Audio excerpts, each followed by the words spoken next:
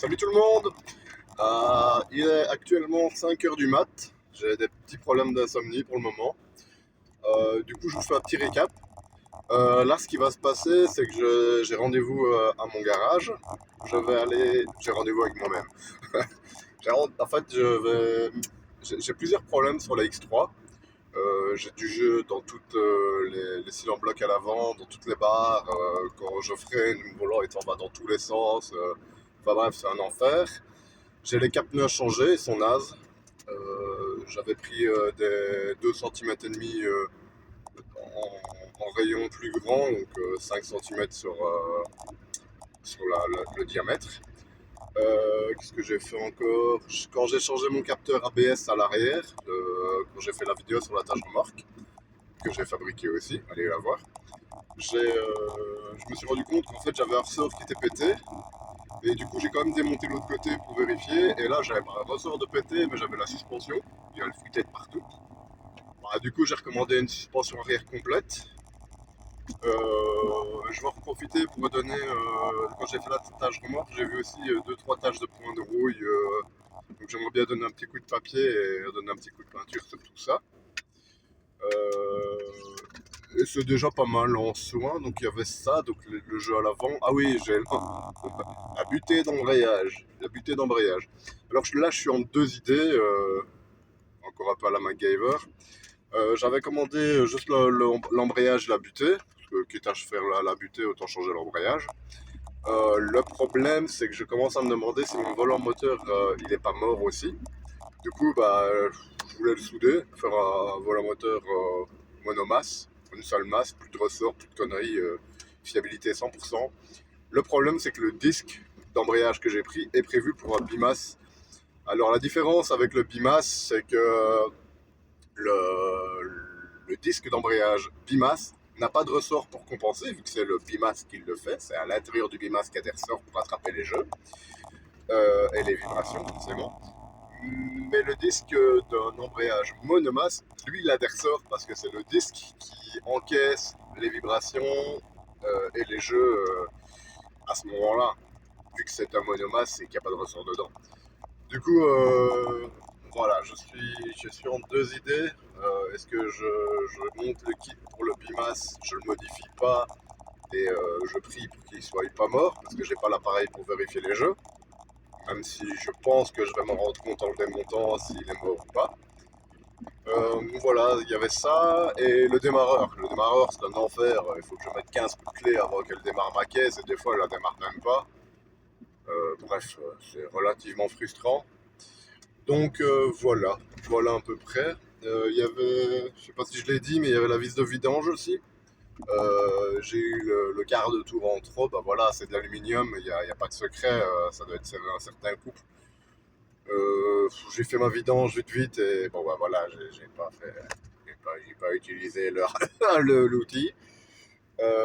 Du coup, j'ai dû acheter un kit de réparation et c'est la première fois que je vais mettre ça, je sais pas ce que ça vaut. C'est un kit Auto Tarot 2, de taraudage, je sais pas comment on dit. En gros, c'est une grosse vis avec un filet avec un début de mini tarot dessus. Je suppose qu'on doit l'emboîter, l'enfoncer comme un tarot normal, j'en sais rien.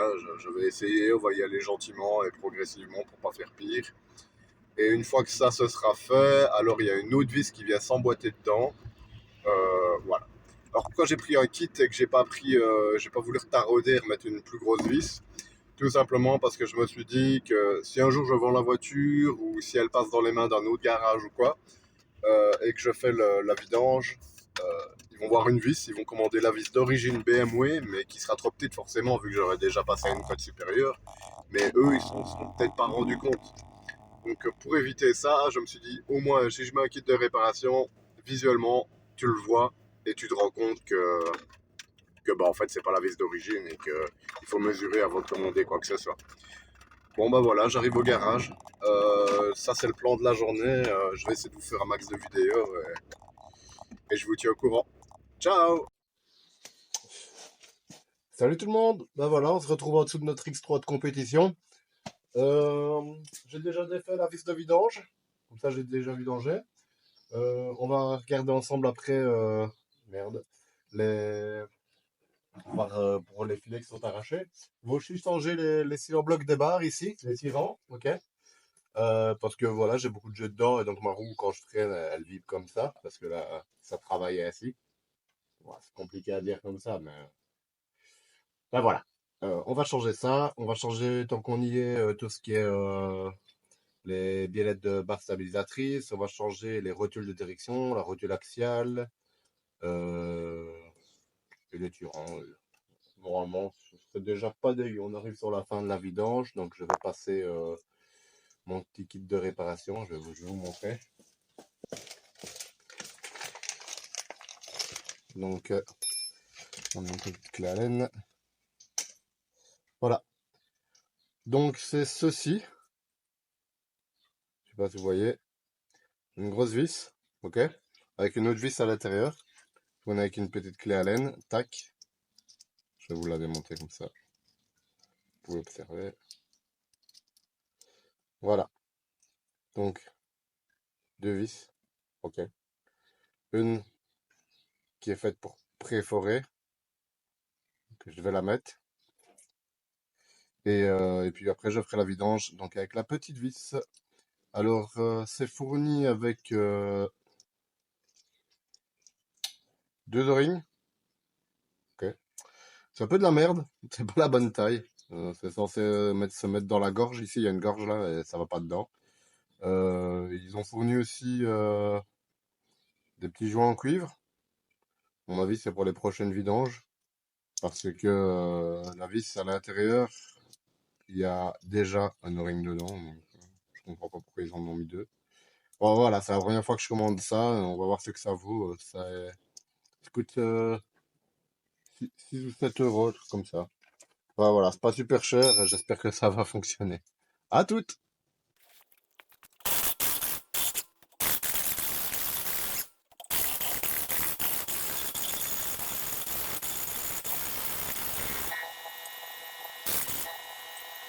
Donc, on va mettre notre vis auto-taraudeuses.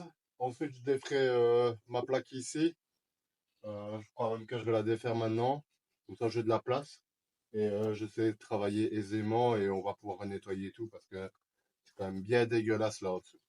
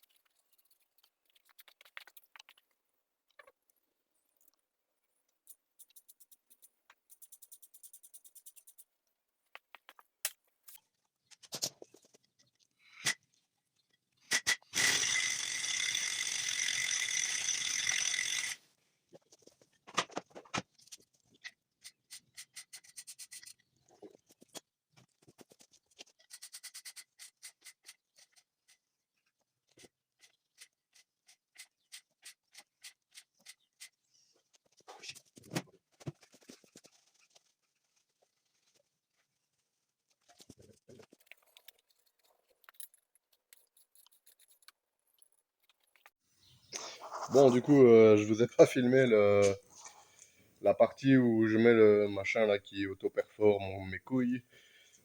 Parce qu'en fait, c'est de la merde totale. Donc, en fait, quand je l'ai mis, j'ai commencé à le forer. Et puis, j'ai vu qu'il y avait déjà une fissure dans mon carter.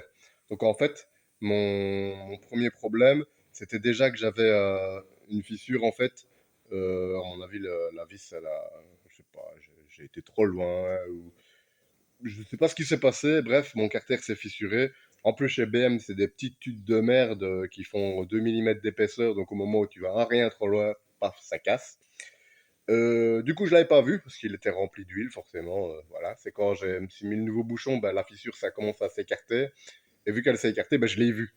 Et là, je me suis dit, putain, j'ai mis le bazar à moitié, enfin à tiers, peut-être même un quart. Enfin bref, j'étais vraiment au début du tarot. Donc j'avais déjà encore plus niqué le filet qu'est-ce qu'il était. Mais en plus de ça, j'ai une fissure. Je me suis dit, bah, niquer pour niquer, autant le mettre à fond. Déboulonneuse, fond dedans, trois fissures. Trois putains de fissures qui se sont faites autour. Du coup, Steve, il sait pas souder l'aluminium. Enfin, un petit peu, mais il n'a pas le matériel pour. Du coup, Steve en PLS. Steve, il va dehors. Il fait 7 h du mat. Les gens vont être contents. Donc ça fait 1 heure que je me casse le cul à faire cette merde à la con. Bref. Du coup, ce que je fais, eh ben, je nettoie le bazar à fond. J'essaie de virer le maximum d'huile. Je mets du décapant, du dégraissant, je brosse de fer, visseuse. Je nettoie tout à fond, à fond, à fond, à fond. Et on me dit, bon, une fissure, c'est quoi? C'est une pièce de métal avec une autre pièce de métal et t'as la fissure au milieu. Donc théoriquement, quand on fait un joint de carter, on met une pièce en métal sur une pièce en métal via un joint. Bon, c'est comme ça que je le vois. Du coup, j'ai enlevé la vis, j'ai nettoyé à fond, à l'intérieur, extérieur. J'ai remonté la vis avec de l'étanchéité filetée. J'ai renettoyé encore tout pour enlever l'excédent d'étanchéité filetée. J'ai essayé de sécher au max. Puis directement, je suis passé avec de la pâte à joint dessus. J'en ai bourré dans le trou, j'ai forcé le machin pour que la pâte à joint rentre bien dans la fissure. S'il y avait de la merde encore, qu'elle la repousse vers l'extérieur. Enfin, vers l'intérieur, du coup. Sans exagérer non plus. J'ai resséché tout. J'ai refait un joint autour. C'est dégueulasse, hein. Mais bon, ça marche. Ça a plus l'air de fuir. Donc voilà, en attendant, ça me dépanne. Je vais laisser comme ça.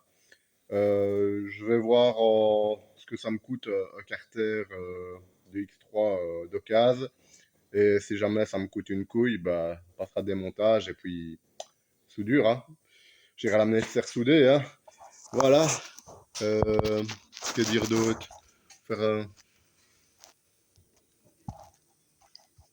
Ta ta ta la, ta la la. Le truc est dégueulasse. Je crois que c'est mon plus beau dégueulasse de ma vie, mais ça marche. Bah bref. On va faire une photo. Voilà. C'est moche, c'est moche, c'est moche, c'est moche. Bref, à tout à l'heure. Bon, on se retrouve pour un petit unboxing pour la bête. Voilà, c'est un petit fournisseur français, Mécanicard. Je suis absolument pas sponsorisé, mais je viens d'enlever les plastiques et tout, et les pièces ont l'air de vachement bonne qualité. Du coup, voilà, on va regarder ensemble. Alors ici, on a les tirants pour le pont, enfin pour le pont, moins pour le moyeu. Encore un deuxième tirant, des biellettes de barre stabilisatrices. Et franchement, c'est parce que j'ai déjà déballé tout, hein, mais c'est vachement bien livré. Voilà, comme je vous avais dit, rotule direction, la petite rotule axiale avec les protections et tout. Elle est déjà remplie de graisse. Ça, c'est pour tenir les tirants dans les moyeux. Une rotule de suspension, si je dis pas de conneries. Voilà. Enfin bon, franchement, ça n'a pas l'air d'être de la merde. Avec les petites vis fournies pour remplacer les anciennes. Avec là, la petite loctite déjà mis dessus. Franchement, rien à dire. Le deuxième tirant, gauche. Et la deuxième rotule avec sa petite rotule axiale. Franchement, merci à vous. Franchement, c'est cool. Ça douille, mais c'est cool.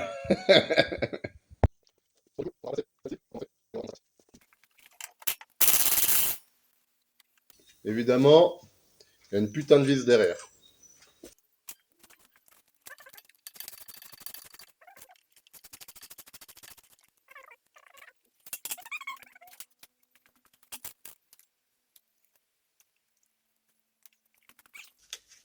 Ah, c'est cool, tant que vous êtes là, je vais pouvoir faire un monologue. Qu'est-ce que j'ai prévu pour plus tard?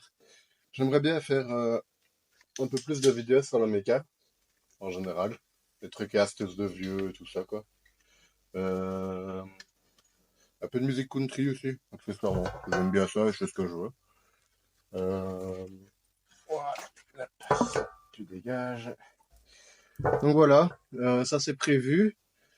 Par contre, la qualité de mon micro est naze. J'en ai acheté un autre que j'ai oublié à la maison, comme un con. Et donc j'ai prévu de vous faire du meilleur son et peut-être investir dans une GoPro qui s'attache au front. Par contre, je vous donne ma frontale, je travaille quasiment tout le temps avec, donc je sais pas trop comment ça va aller.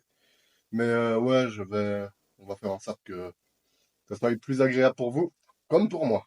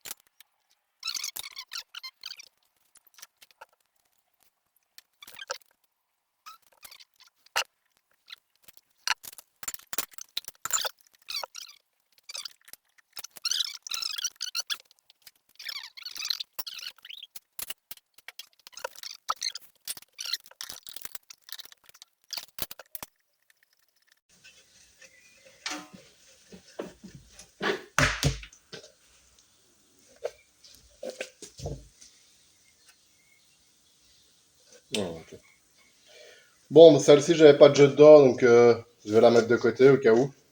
Moi, je fais du tout-terrain régulièrement, donc voilà. Je vais aller la décaler gentiment à l'étau. Je vais remettre la deuxième au même niveau, et puis on se revoit pour le montage. Donc ici, on est devant l'étau. Je vais juste la décaler. Parce qu'il faut que je récupère le soufflet.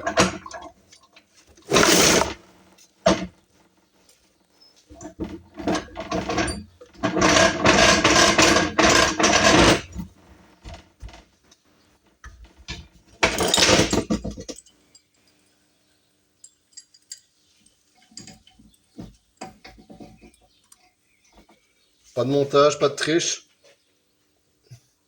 Si on fait pas ça, pas de démontage 15 fois avant, que du vrai.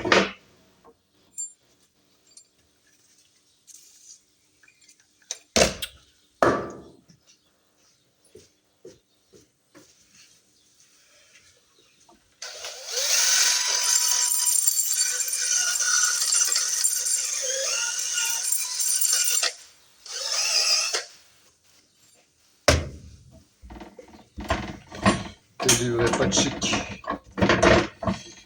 Hop.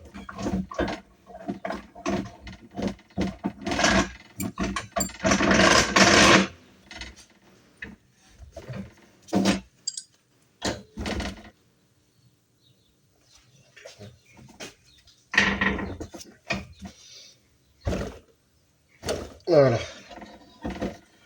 Donc, je vais décaler le contre-écrou. Ok.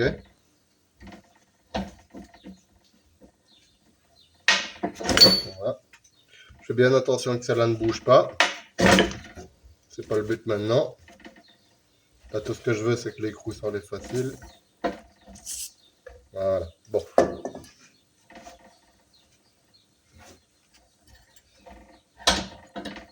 Je le remets compte, mais je ne le serre pas. Et je prépare la deuxième.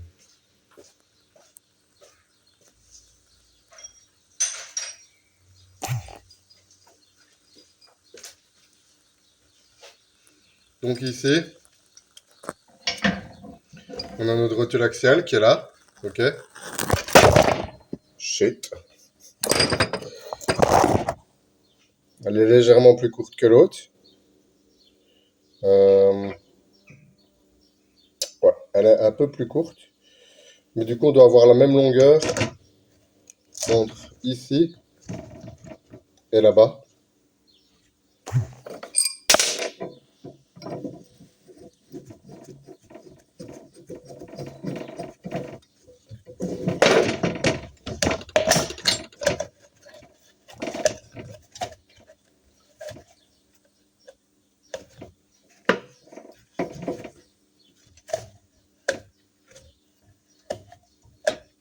Elle est,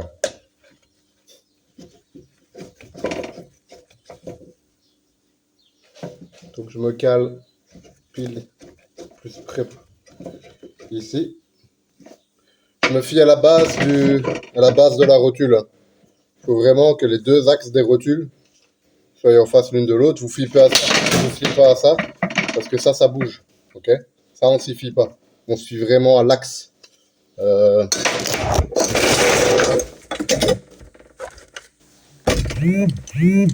L'axe, il est là. Ok. Donc, je viens, je me mets à l'axe. Après, c'est du plus ou moins. Hein. Je pense qu'après, c'est des caisses pour une GE de toute façon. Mais bon, si on peut déjà l'amener au GE à la GE sans se faire flinguer un jeu de pneus, accessoirement, c'est bien. Donc, je viens contre ici. Je me mets bien du même niveau que l'autre.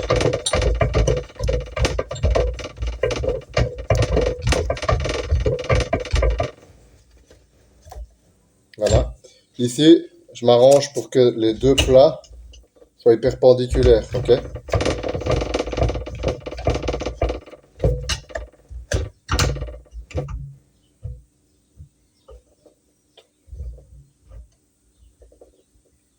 Voilà.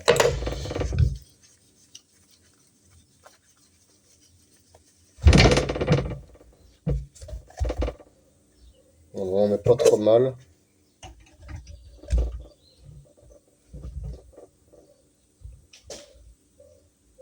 Je suis encore à rien trop loin.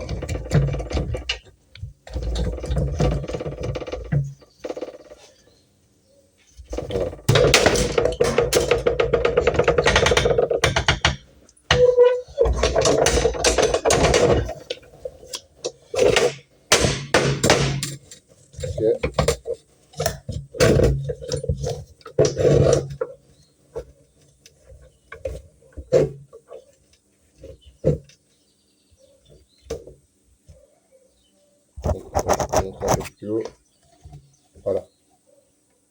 Là, je suis à rien trop loin. Je vais redévisser un petit peu.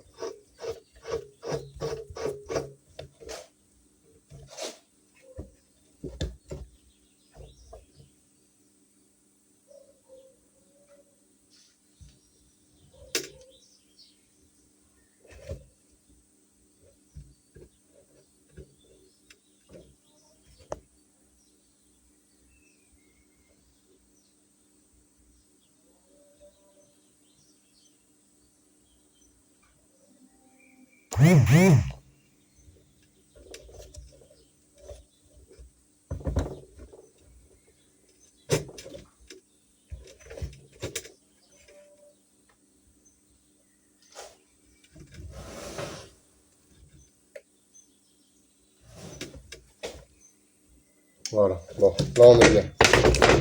Donc maintenant je prends le contre-écrou. Je vais le mettre là où il doit aller. Voilà, je touche plus. Je fais une petite marque pour pas perdre mon repère.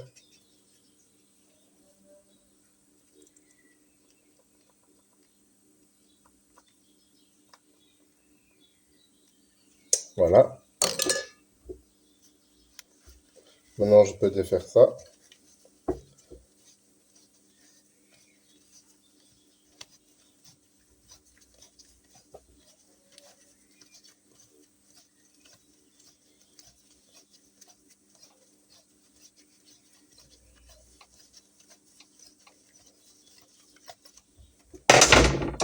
J'enlève mon contre-écrou.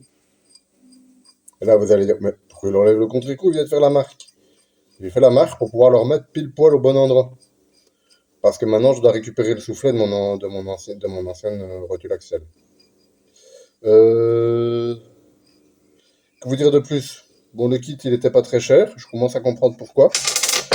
Les vis, elles se sont laissées aller. Et en fait, quand je compare une rotule d'origine à une rotule de chez eux, je m'aperçois qu'en fait, elles sont plus fines. Si elles sont plus fines, probablement qu'elles sont moins costauds. Moi qui fais une utilisation tout terrain, ben voilà, ça m'annonce déjà un peu la couleur. Après, je crois que si j'aurais acheté si j'avais, si n'aime pas les reins, acheté mes rotules chez Noé, je pense que j'en aurais eu pour bien plus que ce que j'ai payé, et pas peut-être même pas pour tout alors. Ouais, ben ça va être marrant, hein. Ouais.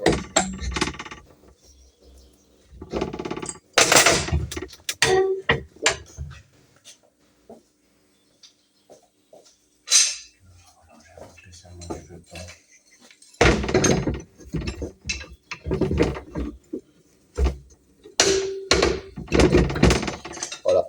Alors, je pourrais disquer simplement ça, mais je n'en ferai rien. Pour la simple et bonne raison que...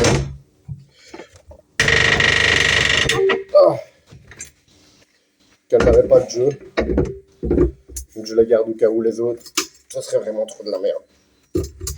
Bon.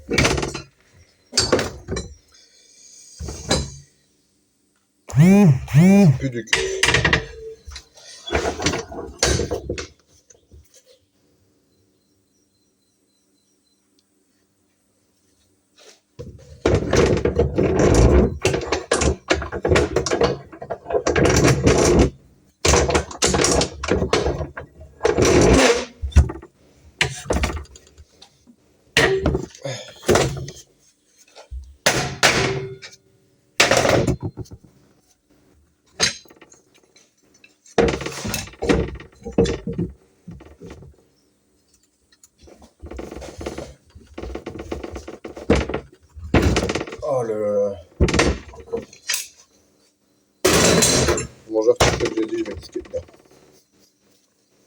pute.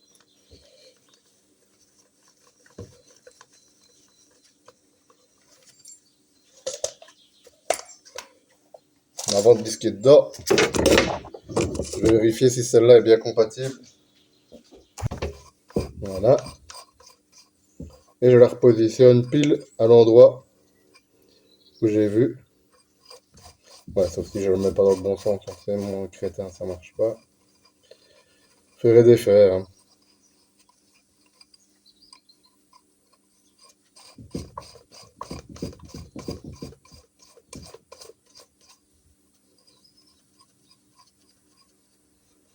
Voilà. Donc ça, je sais pas si vous voyez, c'est ma position définitive. Donc j'ai fait une trace au-dessus, une trace en dessous. Donc ça veut dire que je remonte d'un petit quart de tour en plus. Parce que je fais ma tour poiture, voilà. Pourquoi? Parce qu'au moment où je vais la serrer, bah, elle sera plus au même niveau forcément. Du coup, petit panneau. Voilà. Tac.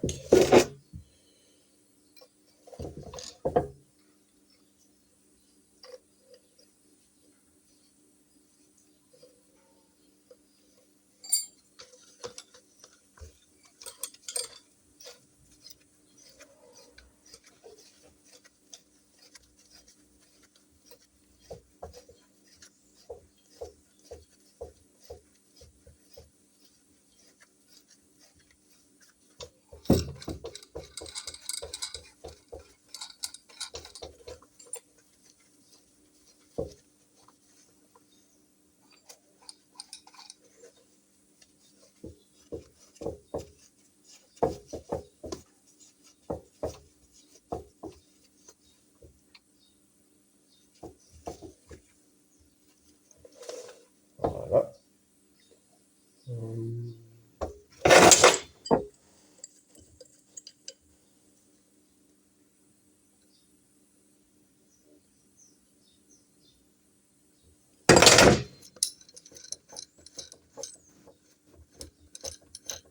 Okay.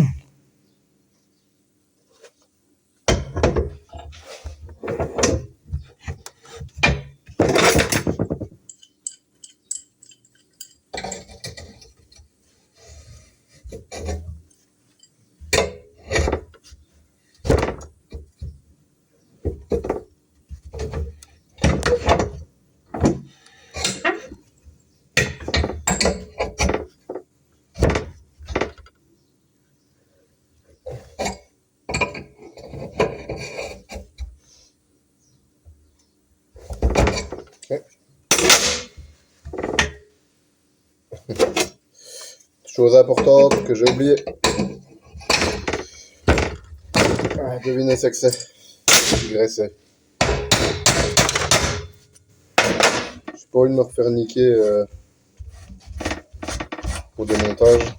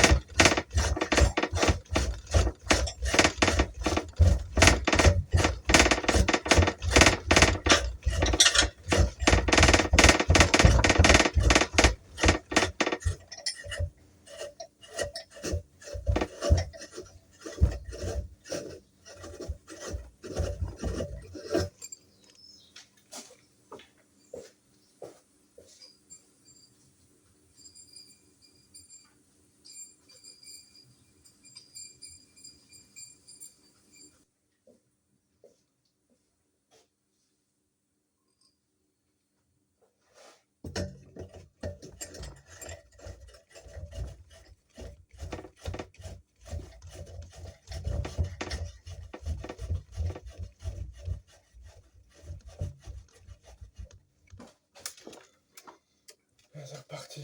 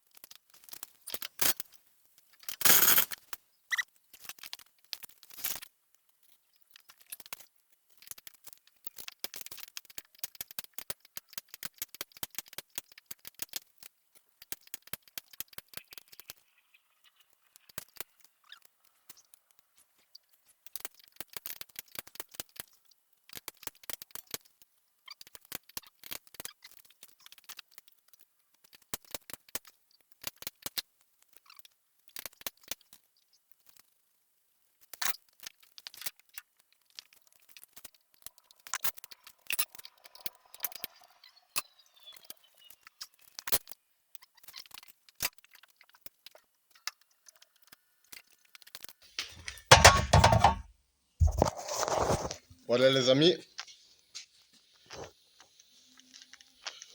on approche de la fin de à côté. Donc je sais pas combien de temps ça va prendre en vidéo, mais à mon avis ça doit être beaucoup. Euh, il me reste encore à rattacher ce petit plastique là. Cette barre là est changée, celle-ci est changée, la barre stabilisatrice est changée, la barre de suspension ici aussi c'est changé, rotule de suspension est changée. Donc voilà, on repart sur du 9-9. Salut les gars, donc voilà, aujourd'hui on se retrouve pour le X3. On va remplacer la suspension, donc le vérin et ressort. J'ai oublié de filmer, mais j'ai déjà commencé le taf. Donc en gros, j'ai détaché le vérin de suspension, j'ai détaché les biellettes de barre stab à l'arrière. D'ailleurs, si un jour vous faites du 4x4 et que vous voulez augmenter votre garde au sol, à l'arrière vous les virez. Je vous conseille pas de le faire à l'avant, sinon vous allez tout droit, mais à l'arrière, je l'ai déjà fait. Je sens pas forcément de différence. Ça, vous me dites ce que vous en faites. Si vous avez des retours autres que le mien, je suis preneur. Donc voilà, là je suis en plein décalage des ressorts pour remettre les nouveaux. Et ensuite on fera les vérins de suspension.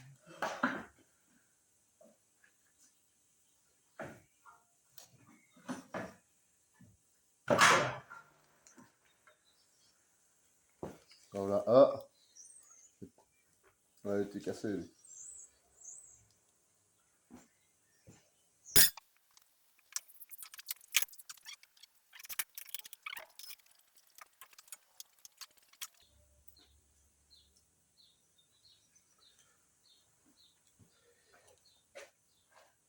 Oh putain. Ouais, le morceau est resté dessus là.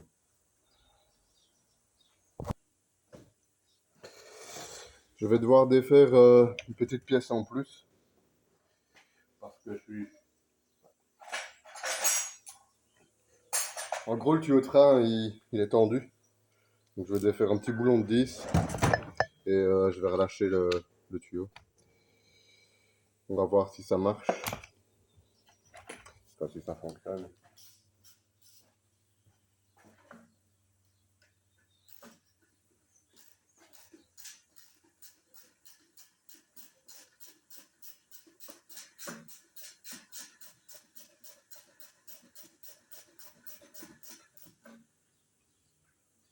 Alors, ce que je fais d'un côté, je le fais de l'autre, forcément. Comme ça, je perds pas de temps, j'ai déjà les bons outils dans les mains. Ça m'évite de chercher 3 heures de trucs.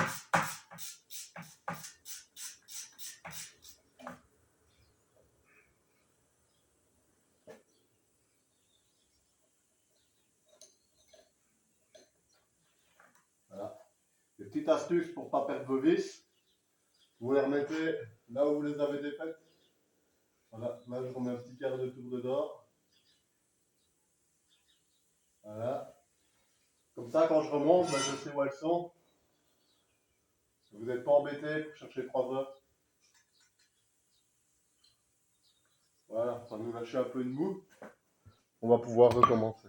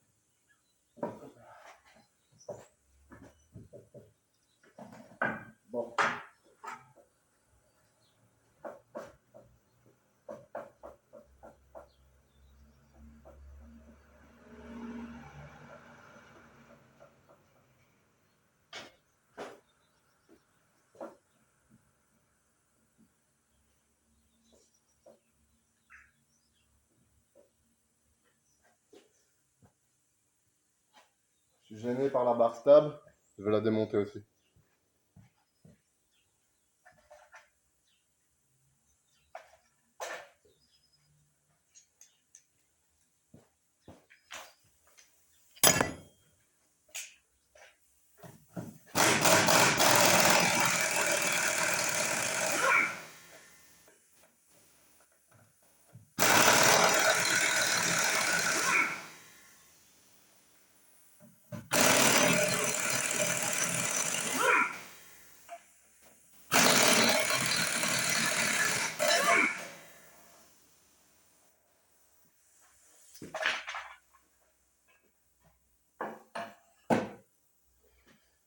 Essayez de toucher des organes qui ne touchent pas à votre réglage de carrossage, de chasse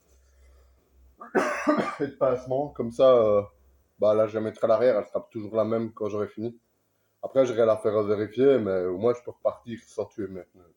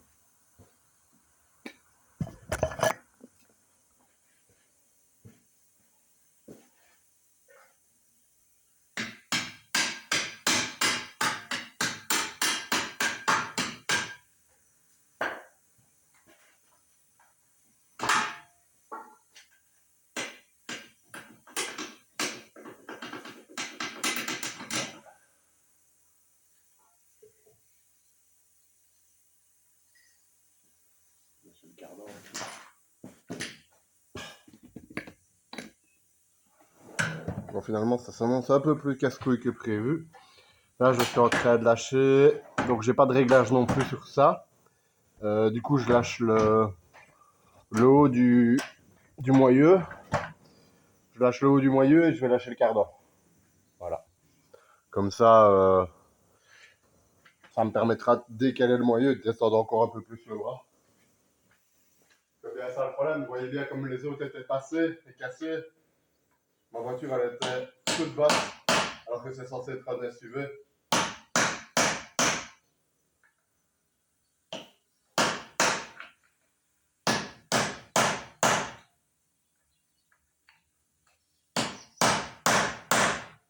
Ça va reprendre sa taille normale.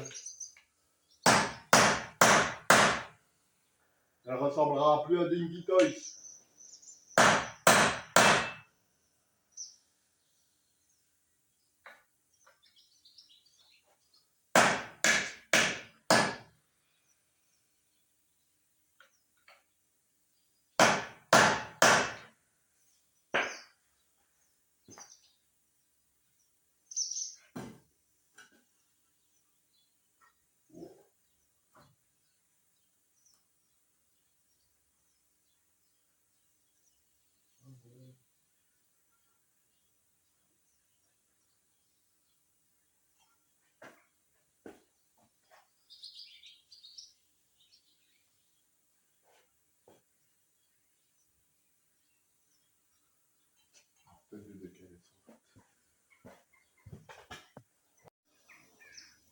Des fois, la clé en mécanique, c'est de savoir se débrouiller avec sa tête quand t'as pas les outils qu'il faut.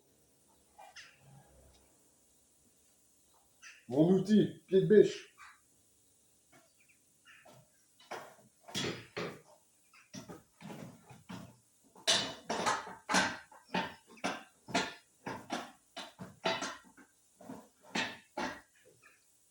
Ok. Mon deuxième outil, la barre. Cette barre.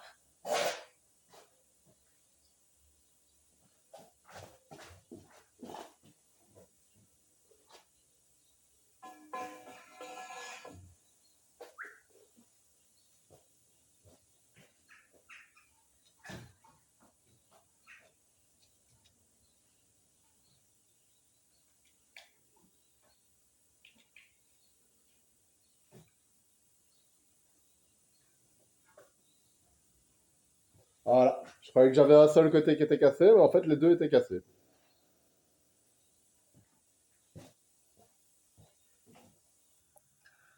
Donc voilà la taille de mes ressorts. Et j'ai manqué presque un bon 2 cm à l'air de rien. C'est pas rien pour un SUV. De retour, même méthode remontage.